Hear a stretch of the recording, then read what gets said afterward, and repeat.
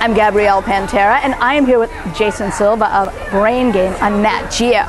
Hi. Hey, how are you doing? You? I'm good, and you? Very nice to see you. Nice to see you too. So, what are we doing here? We're celebrating Brain Games. It's been Yes. an amazing season. We started out with a bang and had the highest rated new series premiere in the history of National Geographic. Very cool. In fact, I watch it all the time. Good. And now we're approaching the season finale.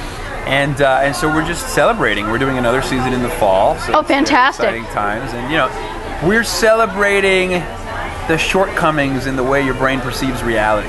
Wait, coming up, Knowledge is power. But wait. Some people say they watch the show and they feel dumb because we highlight the shortcomings in how your brain perceives the world. Right. But I say that by understanding how those shortcomings work, you can subvert them. And that is what Brain Games is all about. Knowledge is power. Knowledge is power. And actually, knowledge that people who are listening need to know is it's Monday, Yes. the 24th, Yes. at 9 p.m. That's right. is the season finale. Yes. But it starts again when? It starts again next spring, probably, but we start next shooting spring. season Okay. 2 in the fall.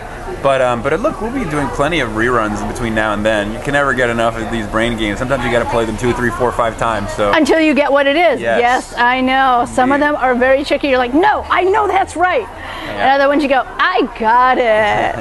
Exactly. So you also do web videos. Yeah, well, my whole thing is, you know, Timothy Leary used to say in the information age, you don't teach philosophy or science, you perform it. Right. If Aristotle were alive today, he'd have a talk show or a YouTube channel. You know what? I actually could believe that. Yeah, so my background is philosophy and film. That's what I went to school for, and I was a presenter on Al Gore's TV station for a couple of years. Right. It was all about do-it-yourself media and citizen journalism, and when I left Current, I started creating my own content.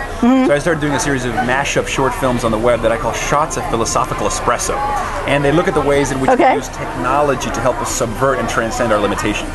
Okay. That's what it is to be human, to transcend all previous limits. And I celebrate that in these short films, which play like movie trailers for ideas. So they're about how long? 2 minutes. 2 minutes. Made for our ADD web-consuming generation. And Yes. those videos went viral, and I do a lot of keynotes based on the ideas on those videos. And NatGeo caught wind of those videos to hire me to do Brain Games. So my thing now is I host Brain Games, but I also do my own art project on the side, which are these videos. And there's one that's just being released or something? I release them weekly now. I have a YouTube channel called youtube.com/shots-of-awe. Shots of Oh, that's a great name. Shots of Awe. Okay. Yeah, because it turns out that awe is any kind of experience of such perceptual expansion that you have to reconfigure your mental models of the world to assimilate that. So it's kind of a brain game too. Experiences of awe are like brain games of inspiration. And so it's just I'm about brains all around. Now you also were at TED. Yes, I spoke at TED Global last summer. I presented a video that opened up the conference, and then I was on stage doing a Q&A conversation, and that was a dream come true because I kind of worship the TED people. I think they're amazing. So what was a question that they asked that may have almost stumped you?